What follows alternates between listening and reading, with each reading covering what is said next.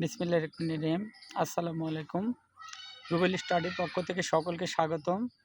আমি আজকে transformation of সেন্টেন্সের নতুন একটি টপিক মুক্তভাবে আলোচনা করব। সাবজেক্টের আগে auxiliary verb am, is, are, was, আর অথবা অন্য কোনো সাহায্যকারী ভার্ব দ্বারা যদি কোনো সেন্টেন্স শুরু হয়, তাহলে সেই সেন্টেন্সটাকে আমরা অ্যাসার্টিভ সেন্টেন্সে পরিণত করার জন্য এম, ইজ, আর, ওয়াজ, আর অথবা অন্য কোনো সাহায্যকারী ভার্ব সাবজেক্টের পরে বসাবো।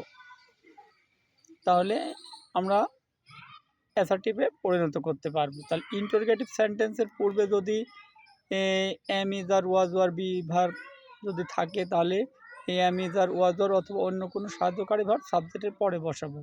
উদাহরণস্বরূপ বলতে পারি যে does he a good actor.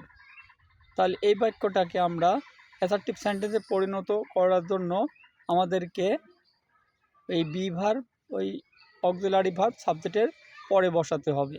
তাহলে এখানে ডাজটা সাবজেক্টের পরে যাবে, সাবজেক্ট হির পরে বসবে। তাহলে he does not a good actor. তাহলে এই বাক্যটাকে নেগেটিভ অ্যাসার্টিভ হয়ে যাবে। তাহলে ধন্যবাদ সকলকে। ভিডিওটা ভালো লাগলে একটা লাইক, একটি কমেন্ট এবং একটি শেয়ার করবেন এবং সাবস্ক্রাইব করে পাশে থাকবেন। আসসালামু আলাইকুম।